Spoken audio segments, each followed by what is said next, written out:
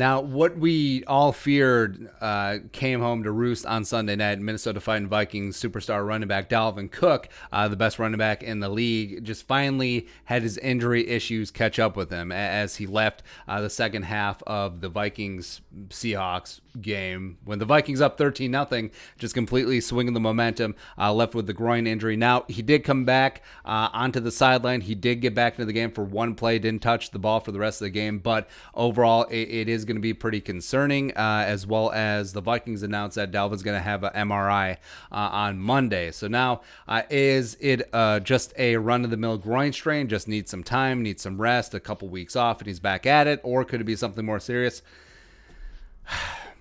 This is the most frustrating thing with Dalvin Cook. It absolutely is, and it does go back to the Zimmerism. The best ability is availability, and Dalvin Cook, when he's available, is the best running back in the league. He's absolutely dynamic. He's absolutely worth every single penny of that contract that he got.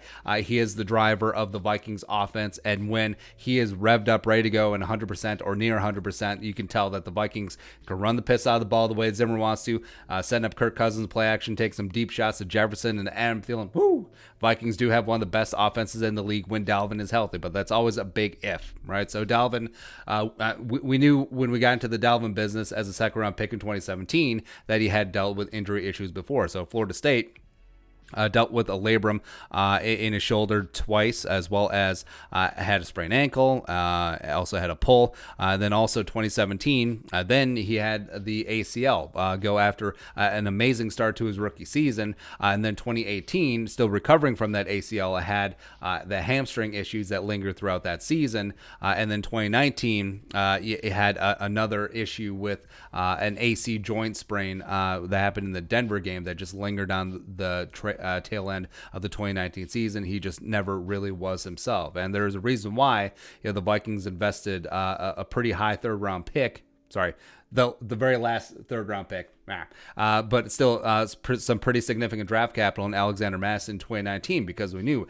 even though Dalvin Cook is dynamic, is phenomenal, is one of the best running backs in the league when he's healthy, there's always an if factor, right? And it's another reason why Alexander Madison, if you play fantasy football, frankly, is one of the most valuable handcuffs out there in the league, because the Vikings' dedication running the football, it's still there. Alexander Madison is a very solid facsimile of the Dalvin Cook, even though Dalvin probably picks up that fourth and inches. But yeah, I digress there. And if Dalvin Cook is up on blocks for a couple weeks, you may see some Mike Boone, you may see some Amir Abdullah, but you're going to see a ton of Alexander Madison. And that may be where the Vikings are at this point, because even at 1-4, and that schedule does soften up to a degree, because you got the winless Falcons, who just fired Dan Quinn and Thomas Dimitrov, coming into US Bank Stadium week 6. Then you have the bye, which may be great news for Dalvin. So maybe it's one game, he misses 2 weeks, and then he's back for week 8 at Lambeau, which would be great if it is just a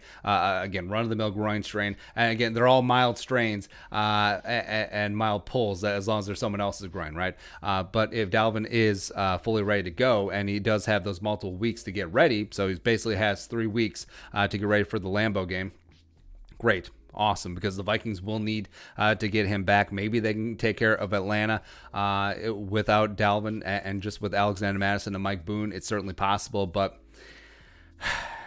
it's rough, man. And this was the drawback when the Vikings gave Dalvin that contract. It was a bit of caveat emptor, baby, buyer beware, because we knew that this was certainly possible. Where Dalvin, it's not so much that he just has like one issue. Like, Terrell Davis had that degenerative ankle, or was it a hip?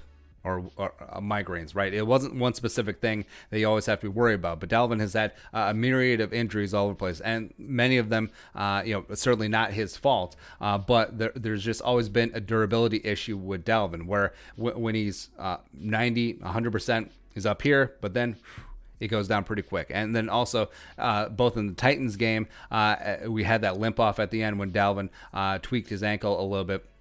An actual tweak, not a Mike Zimmer tweak, but then was able to return at the end of the game. We're like, whew. And then at the end of the Texas game, when he limped off the field yet again, but apparently just got a shot in the nuts, which is fine. They return at the end of the game. This one, a little bit hopeful. I mean, coming out from halftime, it was literally the first play where Dalvin got the ball, and it's just like he came up a little bit limp, and it's just like, okay, All right. Well, did he not warm up enough? Did he not stretch enough? Did things get tight during halftime? Hopefully, it's just something mild, or hopefully it's just a cramp, and hopefully he'll be good to go. But then, and then everything fell apart. You saw the momentum completely change when Seattle saw, or like, hey, we're getting beat up by Dalvin. He's got 89 yards and a touchdown on 22 touches in the first half. All right, so we can't hang with this. But as soon as Dalvin went out, as cynical as it is, like the Seattle Seahawks, they came on up. Because remember, start the second half, they went 3 and out, and then the Vikings got the ball. Then all of a sudden that happened. They're like, oh,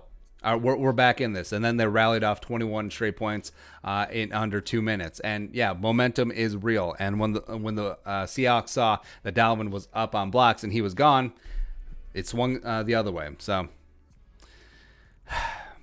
just the cursedness of this franchise yet again, where got something beautiful, and then it gets taken away yet again. But again, I do have a lot of faith in Alexander Madison, and with Dalvin, hopefully it is just a 1-week injury. So set him out week 6 against the Falcons, get to the bye week, and then week 8 unleash him fully healthy and ready to go, ready to upset the Packers and shock the world up at Lambeau. But yeah, we'll see what the results are from this MRI.